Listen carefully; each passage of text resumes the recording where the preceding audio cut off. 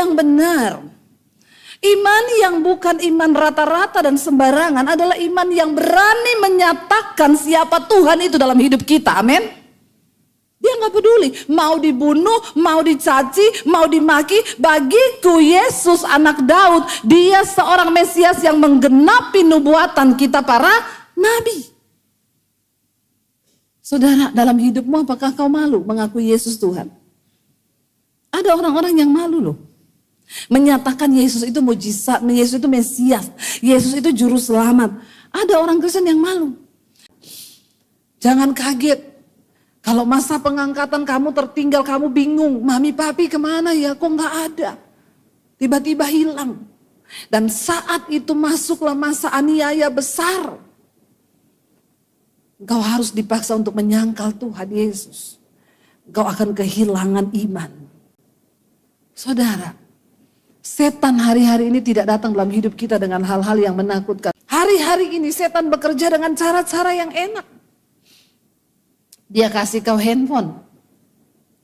Kenapa saudara? Karena orang itu suka happy yang palsu.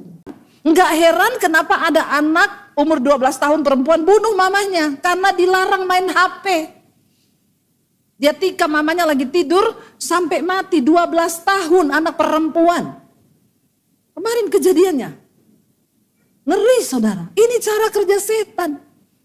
Ya, jadi tolong Bapak Ibu, kalau kau tiap hari scroll handphone berjam-jam, kau sedang berada di bawah pengaruh setan. Cepat keluar dari sana. Kalau kau terikat dengan game tiap hari berjam-jam, keluar cepat. Itu cara setan hari-hari ini. Silakan duduk Bapak Ibu, Shalom. Apa kabarnya hari ini?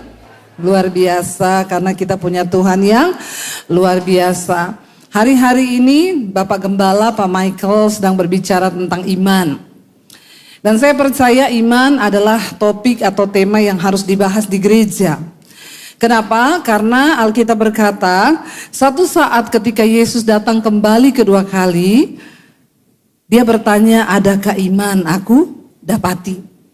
Tuhan gak cari sesuatu yang lain ketika dia datang kembali, tapi dia hanya mencari iman. Dan iman yang seperti apa yang Tuhan cari ketika Tuhan datang? Berapa banyak di antara saudara yang percaya bahwa kita ada di hari-hari yang terakhir hari ini? Kita melihat berita-berita, ya semua yang Alkitab tulis sudah tergenapi. Apa yang Alkitab ngomong, apa yang Yesus bilang semua tergenapi. Bangsa akan bangkit melawan bangsa, gempa, bencana, kejahatan semakin meningkat, itu terjadi di hari-hari ini dan kita harus melihat saudara. Dan jangan berkata engkau masih lama kiamat. Dari zaman dulu juga dari kakek saya bilang buktinya gak kiamat-kiamat sampai sekarang. Alkitab berkata kalau sampai hari ini Tuhan belum datang, itu karena Tuhan memberi kesempatan. Karena dia tidak ingin banyak orang yang binasa, tapi dia ingin semua orang berbalik dan bertobat. Nah hari ini kita akan belajar. Tema firman Tuhan hari ini saya beri tema bukan iman sembarangan, bukan iman gampangan. Coba bilang kanan kirimu, jangan punya iman sembarangan, jangan punya iman yang gampangan. Nah kita akan belajar dari satu orang dalam Alkitab yang namanya tercatat di Alkitab saudara. Tapi jujur saya baru kali ini kayak mengkhotbahkan ayat ini. Dan ayat ini tadi pagi saya dapat ya, tadi subuh ketika saya bangun saya berdoa. Apa yang mau saya sampaikan untuk jemaat di tempat ini. Dan Tuhan kasih ayat ini dan saya pelajari ayat ini. Ketika saya pelajari, wow saya mendapat banyak hal yang memberkati saya pribadi. Dan karena saya diberkati, saya bagikan buat saudara. Karena pendeta itu dia lebih dulu yang harus mengalami firman itu. Ya, lalu baru kita bisa share. Yuk kita buka bersama Injil Markus pasal yang ke-10. Markus pasal yang ke-10 kita mulai lihat dari ayat yang ke-46. Judul perikopnya Yesus menyembuhkan Bartimeus saudara.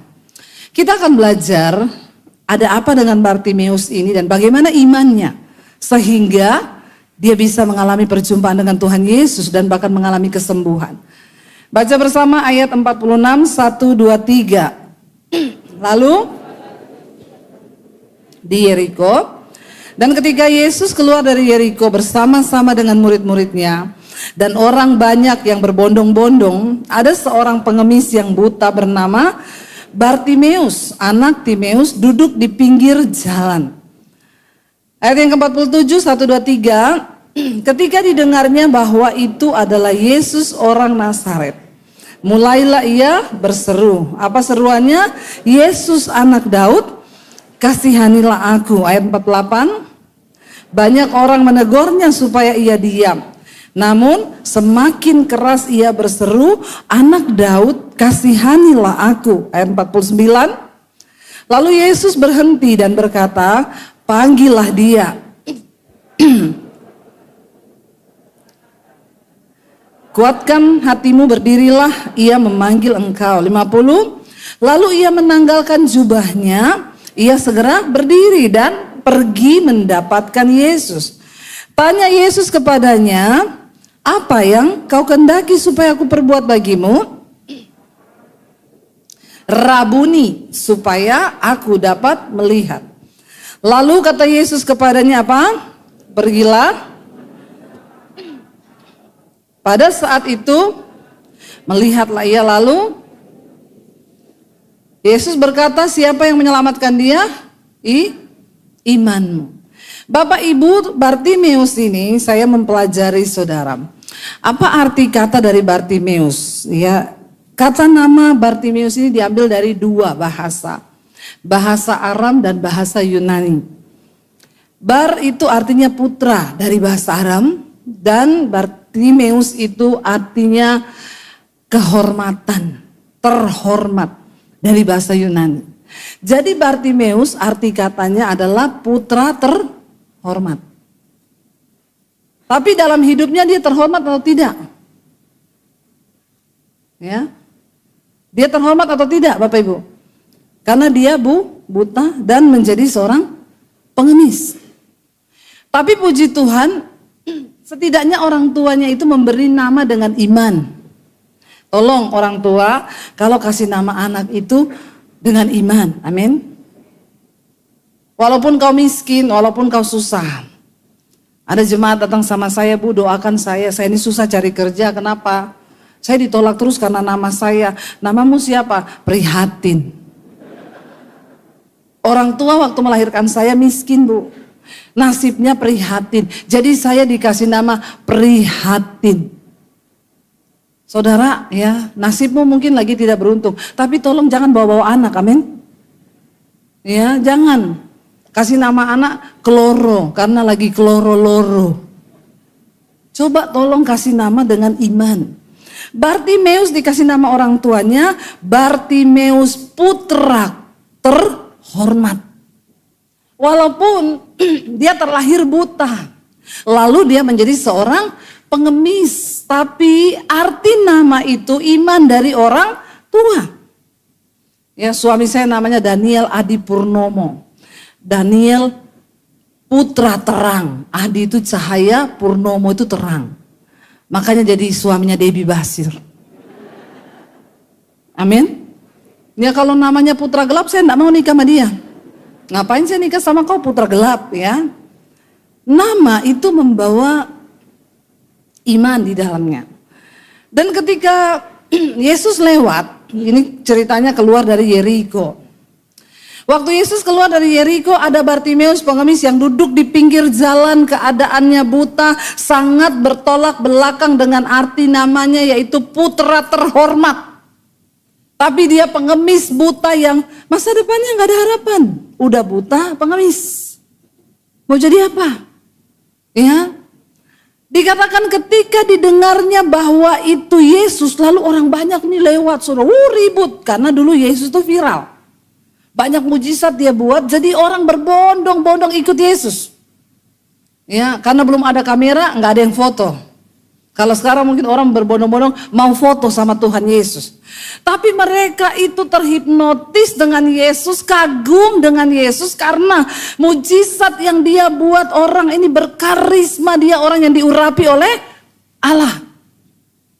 Mereka berbondong-bondong ribuan orang, lalu mungkin orang ribut-ribut. Yesus, Yesus manggil, jadi Bartimeus mendengar. Ketika didengarnya bahwa itu Yesus, dikatakan orang Nazaret, mulailah ia berseru kepada Yesus.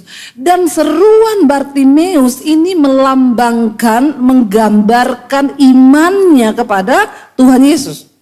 Dia panggil Yesus apa di sana? Ia berseru apa? Yesus anak Daud. Tidak semua orang memanggil Yesus dengan sebutan Yesus anak Daud. Saudara, Yesus anak Daud ini adalah gelar mesianik. Cuma orang tertentu yang tahu itu. Apa artinya Yesus anak Daud? Ini adalah gelar mesianik yang diberikan kepada Kristus. Dari zaman kitab nabi-nabi dulu sudah ada nubuatan akan lahir seorang juru selamat dari keturunan Daud. Dan tidak semua orang di sana pada waktu itu, orang Yahudi, orang Farisi yang bisa mengungkapkan iman seperti itu. Ini menggambarkan pengenalan Bartimeus akan Tuhan Yesus melebihi rata-rata orang. Orang mungkin cuma panggil dia Tuhan atau Yesus dari Nazaret. Tapi Bartimeus mengucapkan Yesus anak Daud. Apa arti dari itu ucapan Yesus anak Daud? Bartimeus sangat tahu untuk mengucapkan Yesus anak Daud itu resikonya besar. Kenapa saudara?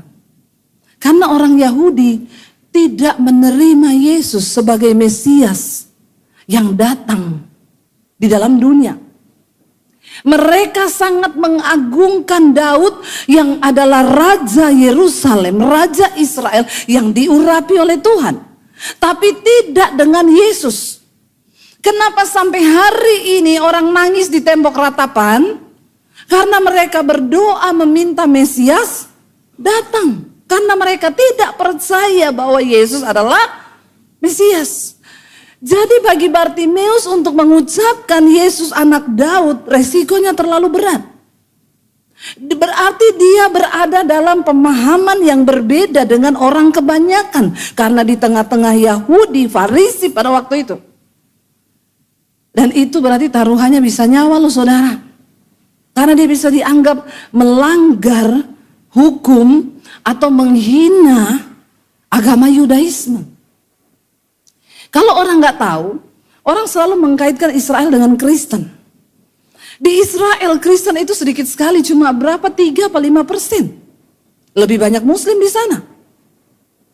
Makanya saya nggak setuju kalau orang itu ada perang di Israel, nanti yang dibom gereja.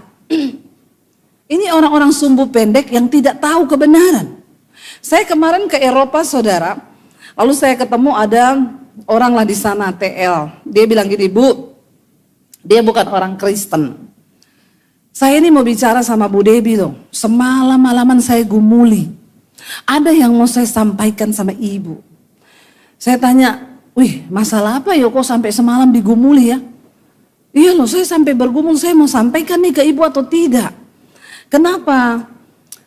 Saya tuh tahu Ibu Debi itu seorang pembicara di Indonesia yang cukup punya nama lah. Ibu banyak pengikutnya, pendengarnya. Terus begini Bu, saya minta tolong Ibu. Tolong luruskanlah sama orang Kristen itu. Maksudnya, jangan orang Kristen tuh bela-bela Israel. Jadi kalau Ibu sendiri, Ibu pilih mana? Bela Palestina atau Israel? Saya ini bingung saudara. Agak lain ini orang. Terus saya bilang begini, saya nggak mau jawab dulu, saya pengen tahu. Terus kamu mau ngomong apa sama saya? Ibu kasih tahu lah sama orang Kristen itu. Dukunglah Palestina, jangan dukung Israel. Ibu tahu saya adalah orang, dia bilang, yang memboikot Israel. Saya nggak makan McD, saya nggak mau minum Starbucks. Makanya selama di sana saya pengen makan McD terus dia nggak mau. Dia selalu belokin kita ke restoran yang lain. Padahal kan kita pengen nyoba, anak saya pengen nyoba gitu loh. Terus saya bilang, oh jadi kamu termasuk orang yang memboikot. Kamu tahu nggak di Indonesia yang pada boikot gitu, yang jadi korban itu yang kerja di situ tidak orang Kristen loh, banyak orang Muslim loh, yang akhirnya mereka nggak makan karena diboikot-boikot. Kalau kamu menjadi orang yang salah satu memboikot, Gara-gara masalah Israel dan Palestina, saya bilang, kau salah satu orang yang mabok agama. Banyak orang Kristen mabok agama. Saya bilang, kau belum pernah ke Israel? Belum. Sekali kau ikut saya. Di Israel itu orang Kristen sedikit. Bahkan kita nggak berani pakai kalung salib kalau ada di Yerusalem. Kau bisa diludahi loh sama orang-orang sana yang lewat tahu kau Kristen. Saya bilang, di sana itu bukan berarti Israel Kristen. Israel sendiri menolak Tuhan Yesus. Kenapa mereka berdoa di tembok ratapan? Karena mereka minta Mesias datang. Apa artinya bagi Bartimeus, saudara? Ini adalah kalau kau berkata Yesus anak Daud, berarti kau siap dirajam batu nggak sama mereka? Iman yang benar, iman yang bukan iman rata-rata dan sembarangan adalah iman yang berani menyatakan siapa Tuhan itu dalam hidup kita, amin. Dia nggak peduli, mau dibunuh, mau dicaci, mau dimaki. Bagiku Yesus anak Daud, dia seorang Mesias yang menggenapi nubuatan kita para nabi. Saudara, dalam hidupmu apakah kau malu mengakui Yesus Tuhan? Ada orang-orang yang malu loh. Menyatakan Yesus itu mujizat, Yesus itu Mesias, Yesus itu juru selamat. Ada orang Kristen yang malu. Saya kalau di kantor nggak terlalu lihatkan saya Kristen. Kenapa? Karena di antara semua pegawai cuma saya yang Kristen. Ya lebih baik kau keluar aja dari situ daripada kau menyangkal Tuhan Yesus, benar nggak? Ya, saya dengar ada satu artis Kristen yang cukup terkenal, Kristen. Dia ngomong sama artis perempuan ini di media. Kalau saya pindah agama nih, saya tinggalkan Kristen, saya ikut agamamu, kamu mau nggak kawin sama saya? Ya saya komen di situ, jangan kau kawin sama dia, Tuhan aja dia tinggal. Apalagi kau, satu saat kau juga bakal ditinggal sama dia. Orang-orang begini saudara, ya malu mengakui Yesus. Tapi Bartimeus di tengah gerombongan orang yang begitu banyak dan dia tahu mereka semua orang yang tidak percaya Yesus, yang menolak Kristus. Dan saudara tahu kenapa Yesus disalib? Satu-satunya alasan Yesus disalib karena mereka berpikir Yesus menghina Allah dengan mengatakan bahwa dia adalah Mesias yang akan datang yang diurapi Tuhan. Terlalu berani bagi Bartimeus untuk menyatakan imannya. Tapi Tuhan mencari orang-orang yang begitu hari-hari ini, amin saudara. Waktu saya sembunyikan iman saya, 1 tahun saya menyembunyikan iman saya. Waktu saya jadi Kristen, saya takut. Waduh kalau ketahuan saya bisa dibunuh, banyak pertimbangan nanti saya kehilangan apa, saya gini. Sampai akhirnya saya temukan satu ayat firman Tuhan. Yang berkata, dengan mulut, dengan hati engkau percaya, dengan mulut engkau mengaku, maka engkau akan dibenarkan dan diselamatkan. Lalu saya mulai merenung di situ. Tuhan, kalau saya cuma percaya dari hati, tapi saya tidak mengakui Yesus depan keluarga saya, itu bisa jadi sebuah penyangkalan. Beri saya keberanian Tuhan untuk ngomong di depan keluarga saya bahwa aku telah menerima Engkau sebagai Mesias dan Juru Selamat di hidupku. Saya bergumul, 3 bulan saya doa puasa. Bukan mudah saudara, saya tahu persis apa yang dialami oleh Bartimeus untuk mengakui imannya di tengah orang banyak itu. Saya berdoa puasa 3 bulan, cuma minta Tuhan kasih saya keberanian untuk bisa ngomong depan keluarga saya. Akhirnya saya berani, saya menghadap papi saya bilang, papi saya mau ngomong. Mau ngomong apa kamu? Ngomong aja.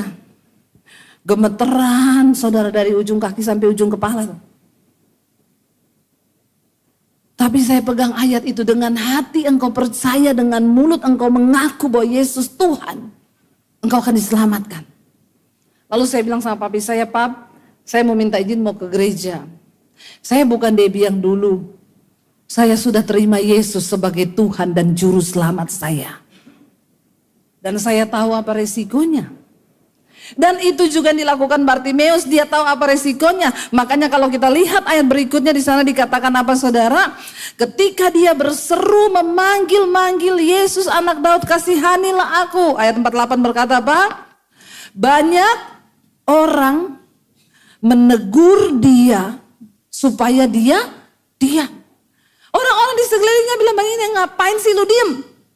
Mungkin ada yang bilang, siapa yang ngomong Yesus itu anak Daud? Diam kamu, ribut aja. Tapi saudara, ternyata ucapan dan seruannya Bartimeus itu keluar dari iman yang benar di hadapan Tuhan. Sehingga apa yang Yesus katakan, di sana dikatakan ayat 49 apa? Lalu Yesus berhenti. Apa yang membuat langkah Yesus terhenti? Saya yakin di situ banyak orang yang memanggil dia Yesus, Yesus, apalah. Tapi ada satu ucapan kalimat yang membuat langkah Yesus terhenti dan berpaling untuk melihat kepada Bartimeus. Apakah seruan kita kepada Tuhan cukup membuat Tuhan berpaling untuk melihat kepada hidup kita? Itu tergantung iman yang kau punya. Dan iman yang seperti apa? Bukan iman murahan, bukan iman gampangan, bukan iman sembarangan yang akan membuat Yesus berpaling. Tapi iman yang lahir dari sebuah seruan hati yang siap untuk membayar harga berapapun untuk sebuah harga keselamatan. Amin saudara. Untuk sebuah harga kepercayaan. Jangan jadi Kristen murahan. Apa-apa dikit tinggalin Yesus, apa-apa dikit menyangkal Yesus. Cuma karena uang, karena harta, karena pasangan hidup. Ya, dia melihat sikap hati kita yang berani untuk menyatakan kebenaran. Bahwa aku percaya Yesus sebagai Tuhan dan Juru Selamat. Jangan takut, proklamirkan imanmu kepada orang. Kasih tahu Tuhan yang kau percaya itu Tuhan yang berkuasa, amin. Yesus bilang, karena barang siapa malu mengakui aku di hadapan manusia, maka aku akan malu mengakui dia di hadapan Bapa kelak. Tapi siapa yang berani mengakui aku di hadapan manusia, maka aku akan mengakui dia di hadapan Bapa. Iman itu butuh pengakuan saudara. Amin. Kalau kau ketemu orang lagi bimbang, mau gak kamu aku ketemukan dan aku kenalkan kepada Tuhanku, Yesus yang luar biasa. Ini juga bukti iman yang luar biasa. Dan seruannya Bartimeus membuat langkah Yesus terhenti di antara orang banyak. Dan Yesus berkata apa? Ayat ini berkata, Yesus berhenti dan berkata apa? Panggil dia. Wow, di tengah kerumunan orang banyak. Mata Yesus tertuju pada pengemis hina yang bau, yang miskin, yang buta, yang rasanya tidak ada harapan, masa depannya suram. Karena melihat keadaan yang dia punya. Tapi ketika Yesus memperhatikan hidupmu, maka tidak ada kata mustahil bagi Tuhan. Yesus berhenti dan menoleh dan berkata, panggil dia, bawa dia ke sini. Tidakkah engkau pengen saudara menarik perhatian Yesus atas hidupmu? Semua orang Kristen berdoa, tapi yang dijawab tidak semua. Semua orang Kristen berdoa hari-hari ini dengan segala kebutuhan mereka. Tapi yang menarik perhatian Tuhan itu juga tidak semua. Ketika perempuan yang pendarahan itu dengan iman melangkah dan berkata, asalku jamah jubahnya aku sembuh. Saudara, Yesus berjalan. Ribuan orang yang ikut. Dan Alkitab berkata semua orang menjamah dia, pengen pegang, pengen sentuh Yesus. Makanya ketika Yesus merasa ada kuasa yang keluar dari dalam dirinya, dia bertanya sama murid-muridnya apa? Siapa yang jamah aku? Lalu murid-muridnya bilang, hello please deh. Tuhan yang ikut kamu ini ribuan orang, semua orang jamah kamu. Tapi Tuhan bilang apa? Semua orang jamah aku. Tapi ada satu jamahan yang berbeda. Karena dia menjamah aku dengan iman. Dan imannya menarik kuasaku keluar dari hidupku. Wow, tidak semua orang seperti itu saudara. Gak semua orang Kristen menarik perhatian Tuhan dalam hidupnya dan berhasil menarik kuasa Tuhan bekerja dalam hidupmu. Cuma sedikit. Yaitu orang-orang yang punya iman, bukan iman gampangan. Ketika Bartimeus dipanggil, mereka berkata, Mereka memanggil orang buta itu dan berkata kepadanya, kuatkan hatimu, berdirilah. Maka ia memanggil engkau, lalu ia meninggalkan jubahnya. Apa arti kata meninggalkan jubah, saudara? Di zaman dulu di Israel, jubah itu ada artinya. Jubah itu bukan sembarangan orang pakai jubah kayak kita pakai jas, pakai aja. Jubah bicara tentang otoritas, kedudukan, jabatan, dan harga diri seseorang. Waktu Bartimeus menghadap Tuhan, dia tanggalkan jubahnya. Itu artinya apa? Dia menanggalkan keakuannya. Semua yang tidak pantas dari dirinya dia tanggalkan untuk dia bisa menghadap kepada Tuhan Yesus. Apakah kita menjadi pengikut Kristus, kita sudah tanggalkan semua keakuan kita? Masih banyak orang Kristen yang ikut Yesus tapi dia bawa semua jubah-jubah kesombongannya, dosanya. Ya, makanya kita tetap lihat orang Kristen ngaku Kristen, utang tidak bayar, tidak usah angkat tangan. Bertobat. Ada orang ngaku Kristen selingkuh. Ya. Banyak orang datang ke gereja hari Minggu tapi ternyata ani-ani. Pelakor, rebut suami orang. Banyak orang datang ke gereja hari Minggu tapi ternyata homo, lesbi. Ya, penjudi, pendosa, yang Kristen begini-begini ini bikin malu nama Tuhan. Mending log out aja, jangan log in. Karena kau tidak bisa hidup memuliakan nama Tuhan. Ketika engkau memutuskan untuk percaya dan menerima Yesus, tanggalkan semua hal yang tidak berkenan. Kesombongan, keakuan, dosa, semua hal yang tidak patut engkau bawa di hadapan Tuhan. Kepahitan, tanggalkan semua itu. Itu bicara tentang kerendahan hati. Bartimeus datang menghadap Tuhan, dia tanggalkan jubahnya. Dan Alkitab berkata begini, saudara. Lalu dia pergi mendapatkan Yesus. Lalu ayat 51 baca bersama.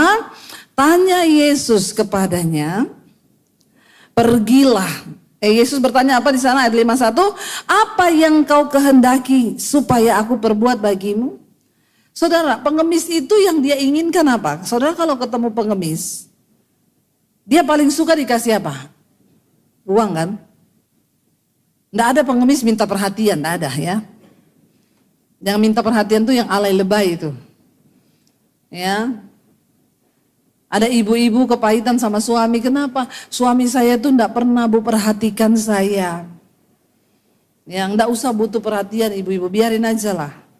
Tapi tolong juga bapak-bapak, kalau kau sudah menikah kasihlah perhatian sama istrimu ya. Tapi tidak semua manusia itu butuh perhatian sih. Ya, ada yang butuh tumbal, contoh Nyi Roro Kidul. Itu syaiton. Ya, menumbalkan keluarga, numbalkan istri, mengorbankan anak, mengorbankan. Orang pengemis yang dia paling butuh tuh duit. Lah kalau pengemis ketemu Tuhan yang maha kuasa yang bisa menjawab semua doa-doanya. Kalau saudara ketemu Tuhan terus ditanya apa yang kau mau dariku. Kira-kira saudara minta apa? Yang minta uang angkat tangan. Enggak ada. Ya. Enggak ada di sini jemaat Surabaya yang minta uang sama Tuhan, enggak ada. Dahsyat luar biasa, Tuhan segera datang ini kalau begini nih. Sudah dewasa semua jemaat ini, enggak ada yang minta uang ya. Enggak ada ya. Kalau Tuhan hari ini berdiri depanmu terus bilang, "Kamu minta apa anakku?" Ada yang minta rumah? Yang minta rumah sama Tuhan angkat tangan. Ini memang jemaat di sini sudah mati rasa ya. Saya nggak tahu ini mati rasa atau memang dewasa, beda tipis sih. Ya, minta rumah enggak, minta duit enggak, minta sukses, ada yang minta sukses? Enggak juga. Luar biasa ya. Kalau gitu kita tutup dalam doa. Saudara silakan pulang semuanya ke rumah. Sudah dewasa semuanya, nggak perlu dengar khotbah lagi nih. Minta duit kagak, minta rumah kagak, minta mobil ada nggak yang minta mobil? Ada anak kecil saya tidak perhitungkan sih, dia masih kecil. Bahkan dia nggak tahu apa yang dia minta.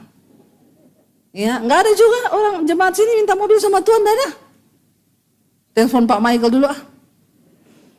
Luar biasa loh Pak, ini jemaat dikasih makan apa ya? Sampai begini tidak minta mobil, nggak minta rumah, nggak minta duit ya. Terus kalau berdoa saudara minta apa?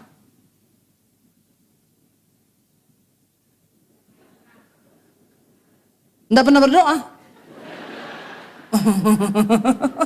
Makanya nggak pernah minta, orang nggak pernah doa. Ya Allah, subhanallah, ampuni mereka nih Tuhan. Mereka tahu apa yang mereka lakukan. Minta apa Bu? Kesehatan?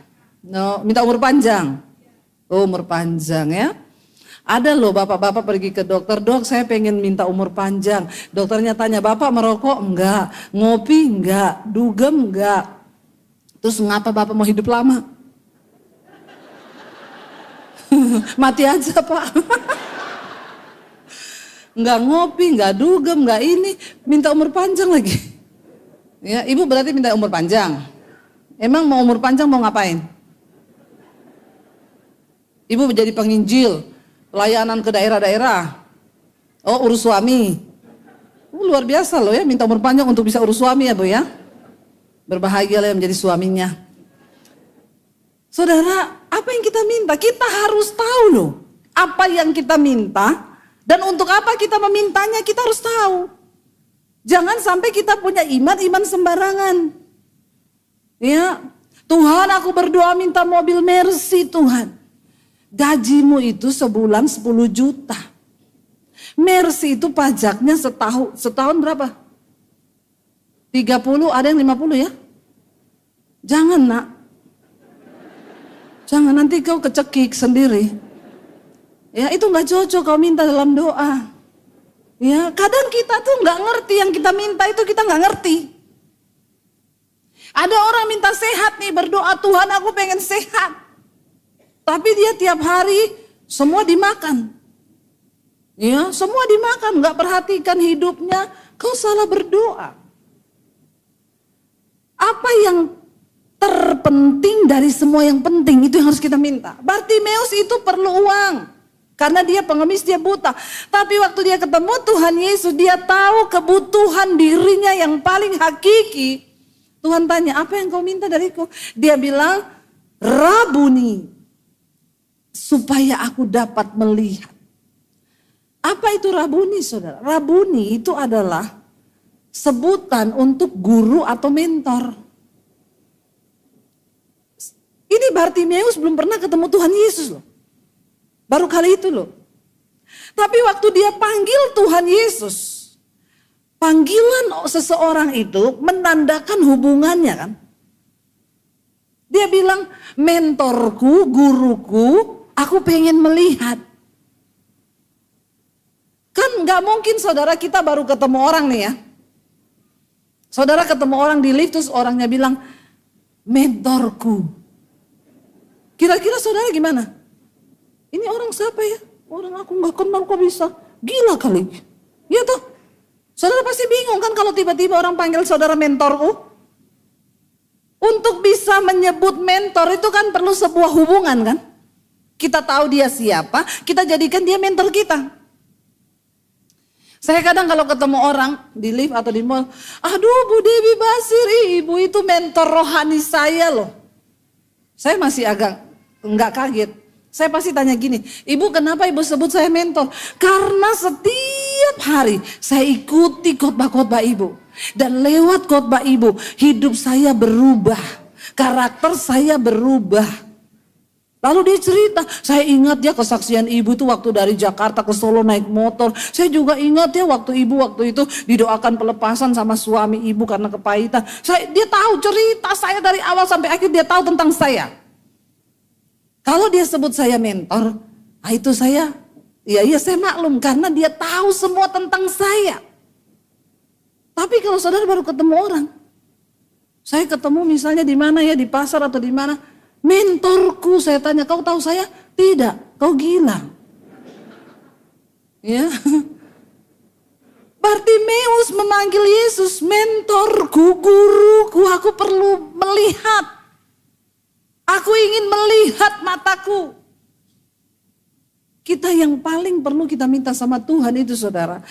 Supaya mata hati kita, mata rohani kita ini dicelikan. Agar hidup kita bisa mendapatkan perkenanan Tuhan.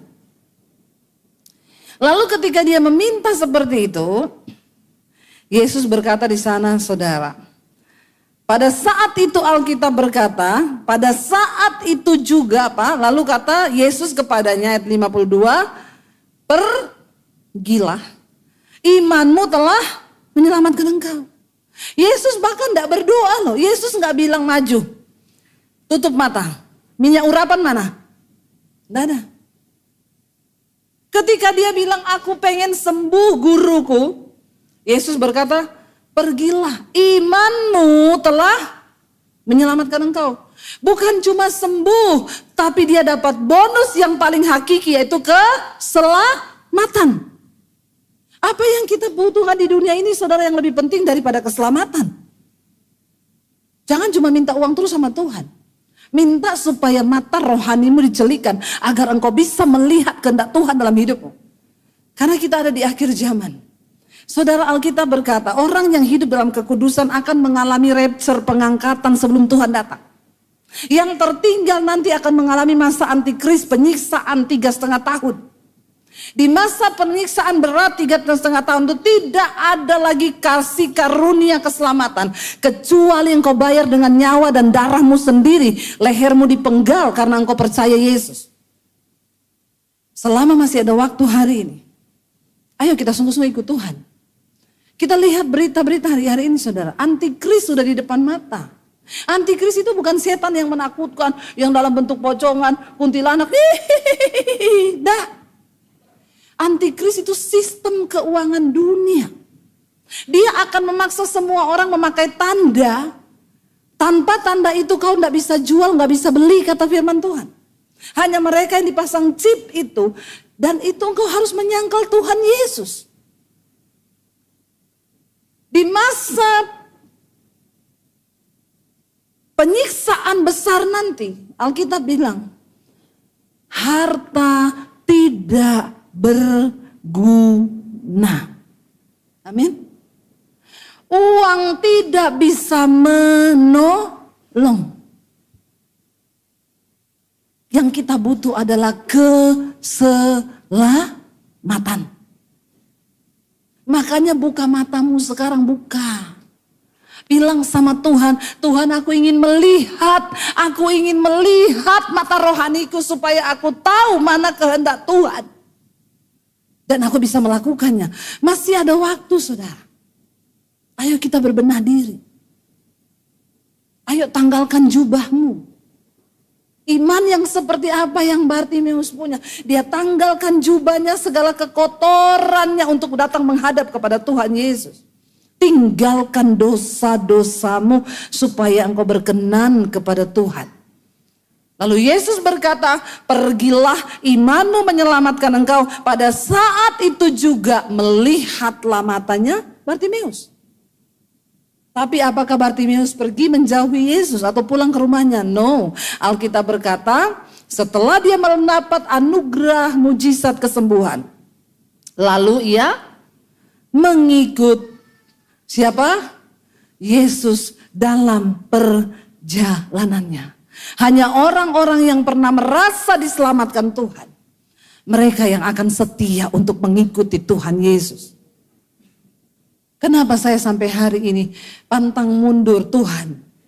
Setiap malam sebelum tidur, doa saya cuma begini. Tuhan, kalau malam ini engkau datang, apakah engkau dapati aku berkenan? Apakah aku ini sudah melakukan apa yang Tuhan mau?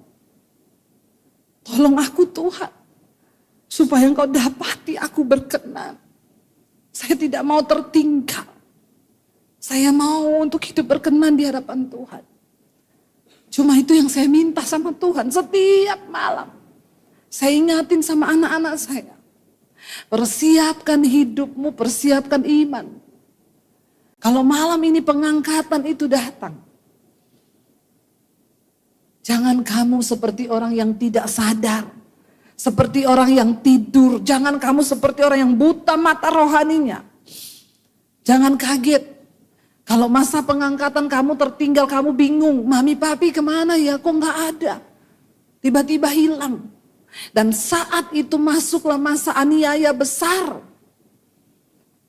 engkau harus dipaksa untuk menyangkal Tuhan Yesus. Engkau akan kehilangan iman. Saudara, setan hari-hari ini tidak datang dalam hidup kita dengan hal-hal yang menakutkan. Saya khotbah di youth kemarin di anak-anak remaja. Setan gak kasih hal-hal yang menakutkan karena dia tahu itu orang gak akan tertarik. Hari-hari ini setan bekerja dengan cara-cara yang enak. Dia kasih kau handphone. Kenapa saudara? Karena orang itu suka happy yang palsu. Ternyata sekarang ini survei membuktikan, ada ahli kesehatan yang bilang, waktu kita scroll handphone, makin kita scroll, itu hormon dopamin itu keluar. Hormon dopamin itu hormon bahagia, jenis morfin. Makanya orang kalau scroll handphone 1 jam, 2 jam itu tidak terasa karena hormonnya itu keluar terus. Tapi itu kebahagiaan yang palsu. Ya, nggak heran kenapa ada anak umur 12 tahun perempuan bunuh mamanya karena dilarang main HP. Dia tikam mamanya lagi tidur sampai mati, 12 tahun anak perempuan. Kemarin kejadiannya. Ngeri saudara, ini cara kerja setan.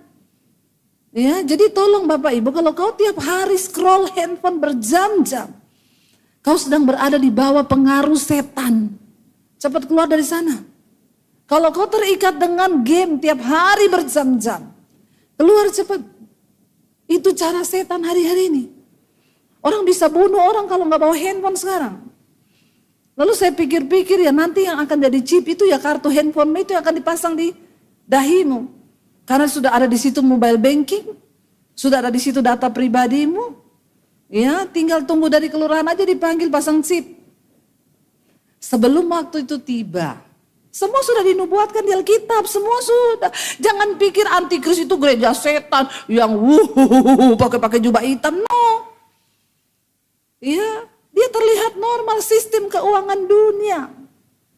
Sekarang semuanya mulai beralih, ya, semua online. Kita nggak bisa lari, semua data kita sudah masuk. Ya, nggak ada lagi yang bisa melarikan diri.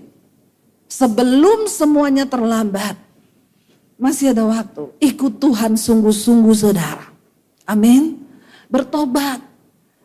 Doa tiap malam, Tuhan, jangan sampai aku dan seisi rumahku terpisah. Saya bilang sama anak-anak saya, sorga itu masalah pribadi-pribadi. Orang tua gak bisa gandeng anak.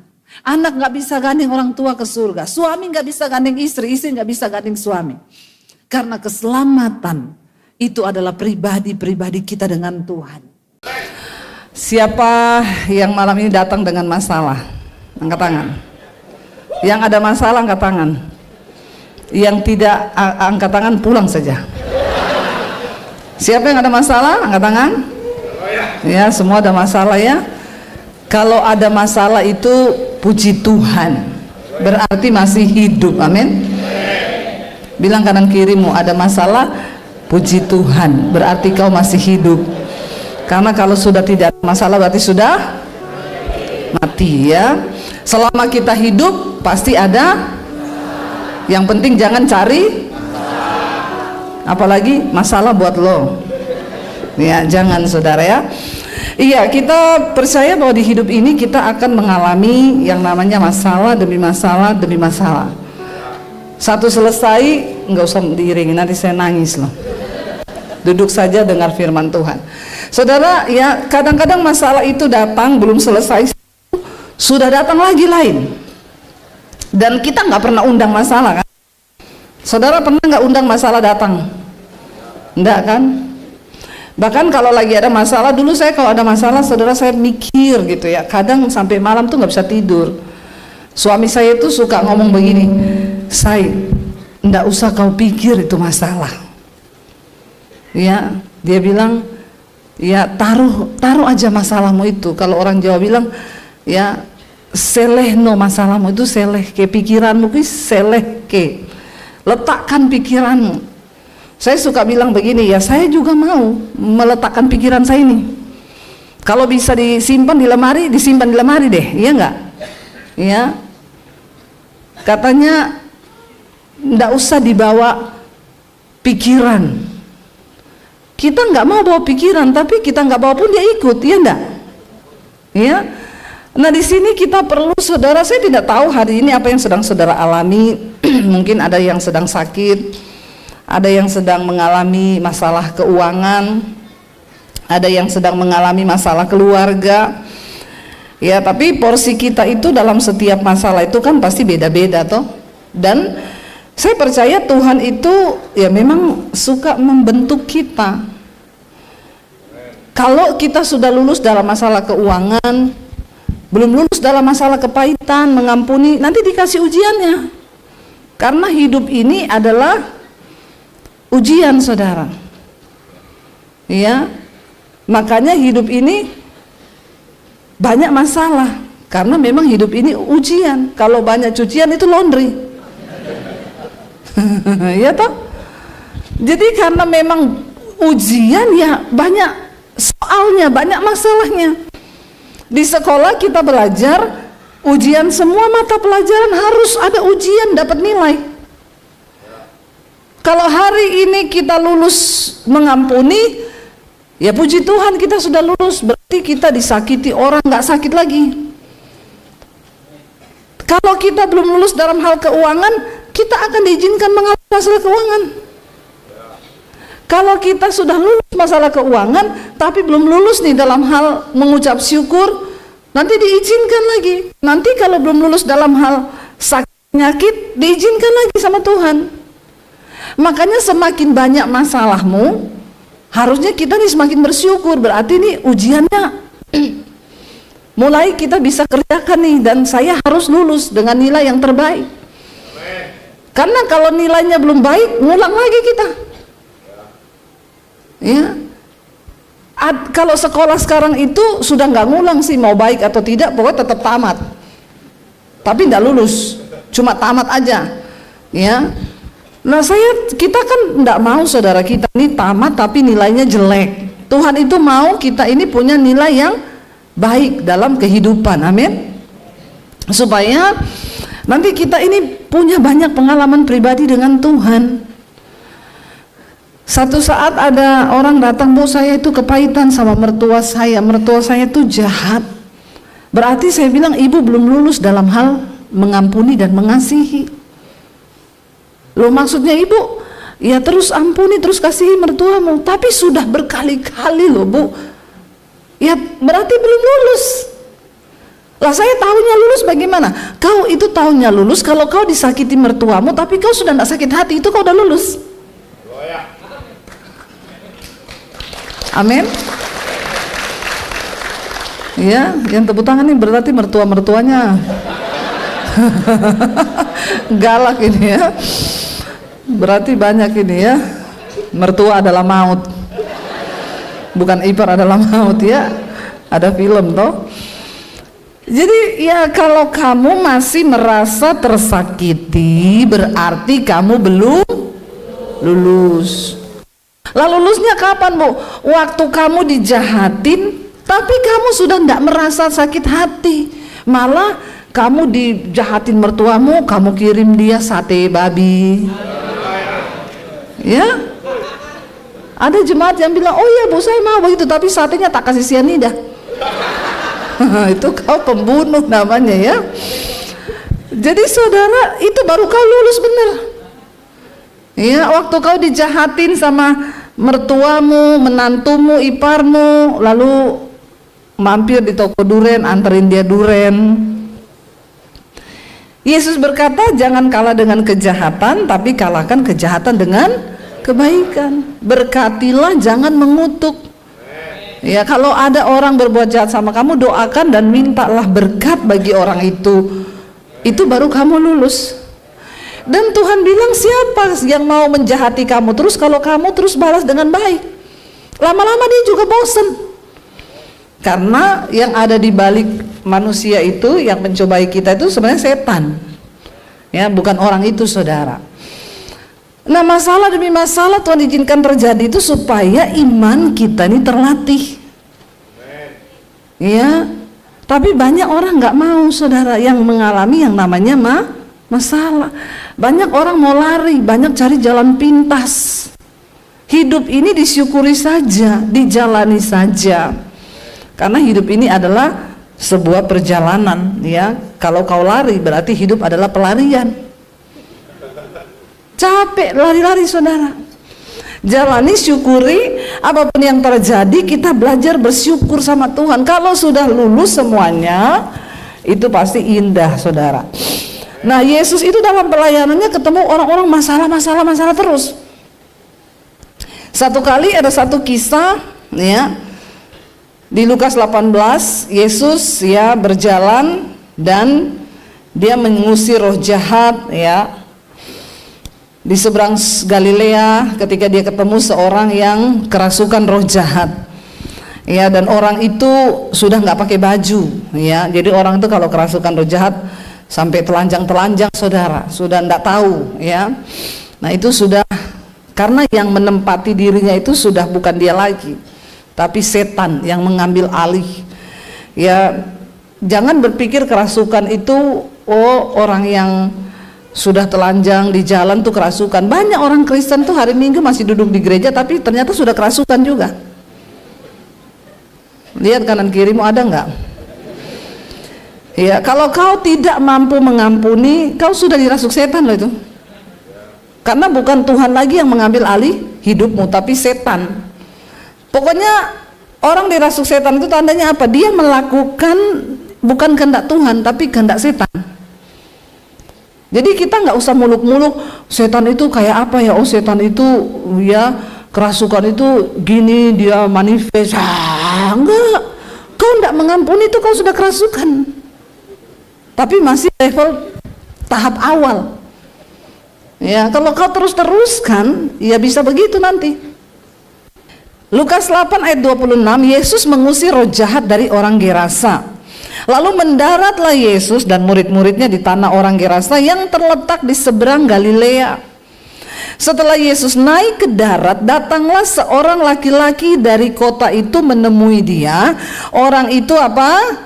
Dirasuki oleh setan-setan, dan sudah lama ia tidak berpakaian dan tinggal dalam rumah, tetapi dalam pekuburan. Saking dia sudah dirasuk roh jahat, bahkan dia hilang kendali atas dirinya. Kenapa setan merasuki orang? Karena tidak ada yang mengendalikan. Perlu kita ini hidup dikendalikan oleh firman Tuhan, supaya setan nggak bisa ambil alih, karena yang mengendalikan kita tuh Tuhan. Kalau saudara kosong, nah setan suka itu masuk ke tempat-tempat yang kosong. Dia lihat nih orang kosong nih, ya, imannya kosong, apalagi saldonya juga kosong. Nah, setan suka itu. Ya, jadi yang orang ini sudah dikuasai, dirasuki setan, hidupnya diambil alih. Sampai setan suruh dia buka baju, dia lari-lari telanjang, udah gila orang ini. Dia sudah tidak bisa pegang kendali atas hidupnya. Kenapa orang dirasuk setan? Karena imannya kosong, hidupnya kosong, hatinya kosong, pikirannya kosong, saldonya kosong. Loh iya saudara, orang kalau imannya kosong, pikirannya kosong. Kalau kau isi dengan firman Tuhan, maka firman yang mengendalikan hidupmu, firman mengendalikan pikiranmu, setan gak bisa ambil alih, karena oh dia ada pemiliknya. Di ayat ini dikatakan, lalu seorang laki-laki dari kota itu menemui Yesus. Orang gila ini datang menemui Yesus. Orang itu dirasuki oleh setan-setan dan sudah lama dia tidak berpakaian, dia telanjang, dan dia tidak tinggal dalam rumah, tetapi di dalam kuburan. Ya, karena sudah setan semua, ya makanya dia tinggalnya di kuburan. Setan bawa dia tidur nyaman, dia di kuburan. Kalau orang normal tidur di kuburan nyaman? Ya kagak lah. Tapi karena setan dalam badannya, ya dia pergi tinggal di kuburan. Karena memang kuburan itu identik dengan Bapak pernah lihat setan di kuburan, Pak? Ya. Jangan sampai juga kau punya pemahaman nanti akhirnya kau jadi takut sendiri. Lama-lama setan lebih rohani dari kau. Ya, lewat di kuburan orang Kristen, lihat kuntilanak, teriak, "Setan!" lari terbirit-birit. Kuntilanaknya lihat dia gini, darah Yesus. Jadi lebih rohani siapa? Kasihan deh lu. Harusnya kau lihat setan gini, darah Yesus, setannya hilang. Kau orang Kristen tidak lihat setan, lari setan terbirit-birit. Jadi setannya gini, darah Yesus. Karena lihat imanmu itu yang penakut. Orang ini tidur di kuburan tiap malam.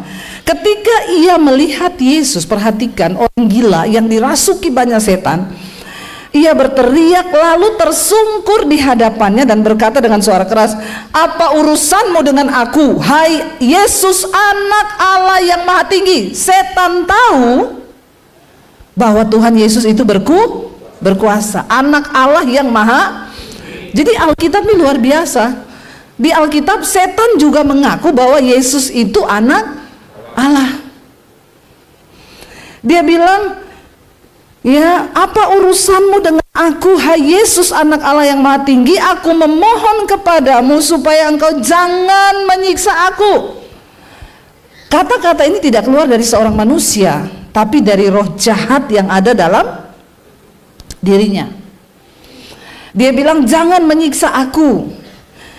Ia berkata demikian sebab Yesus memerintahkan roh jahat itu keluar dari orang itu. Waktu Yesus berkata bahwa keluar kau roh jahat, orang itu memohon, setannya bilang, "Jangan siksa aku." Dan karena setan yang menguasai dirinya, setan ini sering menyeret-nyeret dia, makanya dia dibelenggu oleh keluarganya, oleh penduduk di situ, diikat dengan rantai, tetapi dia putuskan rantai itu. Lalu dia dihalau oleh setan pergi ke tempat-tempat sunyi. Makanya saudara, orang-orang yang suka menyendiri itu tuh setan suka loh. Kau jangan suka-suka menyendiri ya. Kalau ada masalah cerita ke temenmu, doa sama-sama, atau dengerin khotbah, baca firman, nyanyi puji-pujian. Jangan pergi menyendiri. Nanti kau jiwamu kosong, setan masuk. Dan Yesus bertanya kepadanya, "Siapakah namamu?" Jawabnya, "Legion," karena ia kerasukan banyak setan. Legion itu artinya banyak roh jahat. Jadi ini memang sudah banyak setan kumpul di situ. Lalu setan-setan itu memohon kepada Yesus supaya ia jangan memerintahkan mereka masuk ke dalam jurang. Ya, setannya bilang, "Tuhan, jangan suruh kami masuk ke dalam jurang." Lalu di sana ada sejumlah besar babi yang sedang mencari makan di lereng gunung. Dan setan-setan itu meminta kepada Yesus supaya ia memperkenankan mereka memasuki babi-babi itu. Dan Yesus mengabulkan permintaan mereka. Setan itu suka tinggal kepada sesuatu yang hidup, yang bernyawa. Makanya mereka minta untuk alihkan kami ke babi. Mungkin itu penyebabnya kita ini tidak boleh banyak-banyak makan.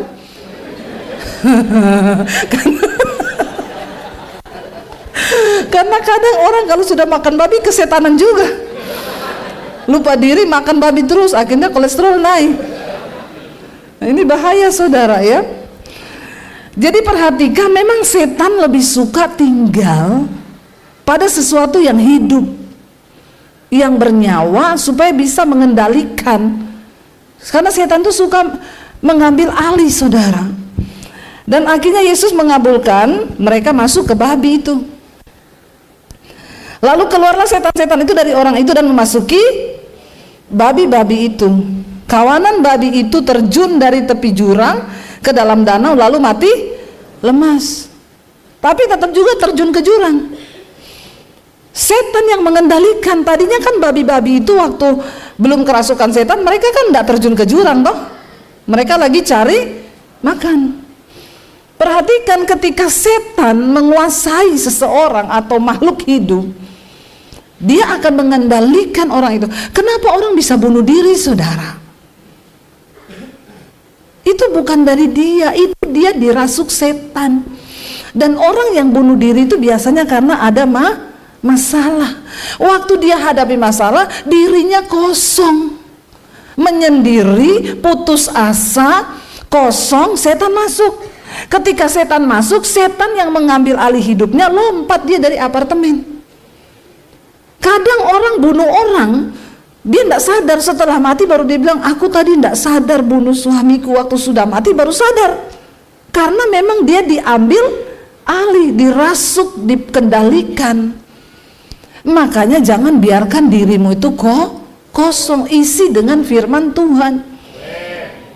Ya, akhirnya mati juga, lompat juga ke jurang. Setelah penjaga-penjaga babi itu melihat apa yang terjadi, yang kasihan sih penjaga babi ini. Kenapa juga pas dia ada di situ? Ya, tidak tercatat kerugian babinya berapa sih. Ya. Setelah penjaga-penjaga babi itu melihat yang terjadi, mereka lari lalu menceritakan hal itu di kota dan di kampung-kampung sekitarnya. Ya, mereka cerita, saudara. Dan keluarlah orang-orang untuk melihat apa yang telah terjadi. Mereka datang kepada Yesus dan mereka menjumpai orang yang telah ditinggalkan setan-setan itu. Dia sudah duduk di kaki Yesus. Ia telah apa? Berpakaian dan sudah waras. Kalau setan menguasai orang, orang itu tidak waras. Ya, jadi hati-hati kalau kau mulai tidak waras, marah-marah terus, itu tanda awal dirasuk. Itu, ya. Jadi tolong salam waras. Jangan tidak waras. Dia sudah berpakaian, sudah duduk di bawah kaki Yesus dan mereka menjadi takut. Zaman itu, saudara, nggak ada kesembuhan buat orang kerasukan setan kecuali memang Tuhan. Kita masukin orang ke rumah sakit jiwa, itu dia cuma disuntik saraf, dilemahkan supaya nggak ngamuk. Tapi kalau kuasa Yesus yang memerdekakan, itu dia disembuhkan sampai ke jiwanya. Kita lihat di sini, ketika orang gila ini dilepaskan oleh Yesus, saudara, dan dia ditinggalkan oleh setan itu, orang-orang melihat hidupnya. Ayat 36 berkata, orang-orang yang telah melihat sendiri hal itu memberitahukan kepada mereka bagaimana orang yang dirasuk setan itu telah diselamatkan. Ayat 37, lalu seluruh penduduk daerah Gerasa meminta kepada Yesus supaya ia meninggalkan mereka sebab mereka sangat ketakutan. Maka naiklah Yesus ke dalam perahu lalu berlayar kembali. Mereka jadi takut. Waduh, siapa dia ini? Ya, nanti jangan-jangan kami juga dibinasakan ini. 38, perhatikan ini poinnya, saudara. Dan orang yang telah ditinggalkan setan-setan itu, dia minta sama Tuhan Yesus, Tuhan, perkenankan aku mau menyertai engkau, mau ikut engkau Tuhan. Tapi lihat, Yesus menyuruh dia pergi. Satu pesan yang Yesus katakan kepada dia apa? 39, pulanglah ke rumahmu dan ceritakanlah segala sesuatu yang telah diperbuat Allah atasmu. Orang itu pun pergi mengelilingi seluruh kota dan memberitahukan segala apa yang telah diperbuat Yesus atas dirinya. Dia menjadi seorang penginjil yang menceritakan tentang kedahsyatan kuasa Tuhan Yesus. Yang tadinya dia mengalami masalah yang sangat rumit dan berat, gila karena dirasuk oleh setan, bahkan mungkin keluarganya pun sudah angkat tangan menyerah, dirantai, dipasung, tetap lolos karena setan itu punya kekuatan yang dahsyat atas dia. Tapi kemudian masalah berubah menjadi berkat ketika berjumpa dengan Tuhan Yesus. Setiap masalah yang Tuhan izinkan terjadi dalam hidup kita hari-hari ini, satu tujuannya, supaya engkau mengalami pemulihan, dan Tuhan mau engkau pergi untuk memberitakan kebaikan Tuhan itu, dan engkau menjadi penuai-penuai di akhir zaman. Amin, saudara. Untuk kemudian membawa orang lain datang kepada Yesus. Hadapi setiap masalah di hidupmu, karena Tuhan mau engkau menjadi jawaban. Pengalaman pribadimu dengan Tuhan itu akan memberi kekuatan bagi setiap orang yang mendengarkan tentang kesaksian hidupmu. Apapun yang kita alami dalam hidup kita, percayalah Tuhan turut bekerja untuk mendatangkan kebaikan dalam hidup kita. Jangan pernah batasi Tuhan, tapi mari kita mau percaya bahwa tidak ada satupun yang tidak mungkin bagi Tuhan. Apa yang mustahil bagi manusia tidak mustahil bagi Tuhan, dan tidak mustahil bagi orang yang percaya kepada Tuhan. Saudara, Tuhan mau engkau memiliki kuasa yang sama yang ada dalam Kristus Yesus Tuhan. Kalau kita mau jadi orang benar, kita sungguh-sungguh hidup dalam kebenaran firman Tuhan. Pertama, setan gak berani, saudara, ya, untuk mengambil alih hidupmu. Tapi mari kita tunduk kepada firman Tuhan. Kalau malam ini ada yang merasa mulai dirasuk-rasuk setan, marah-marah gak jelas apa, mari kita berdoa supaya Tuhan bebaskan kita. Percayalah, dalam setiap proses hidup kita, Tuhan itu turut bekerja. Kita bangkit berdiri bersama, kita naikkan pujian tadi, ya, bahwa tak terbatas kuasa Tuhan dalam hidup kita. Dia tahu setiap proses hidup yang kita jalani, bahkan cara Tuhan itu tidak terduga, saudara, bekerja dalam hidup setiap orang yang sungguh-sungguh percaya kepada Dia. Terima kasih Tuhan, kami percaya Engkau ada dalam setiap proses hidup kami, dan Engkau turut bekerja untuk mendatangkan kebaikan di hidup kami. Kami sangat percaya tidak ada perkara yang mustahil bagi Tuhan. Mari datang pada Tuhan, saudara, naikkan pujian ini bersama-sama.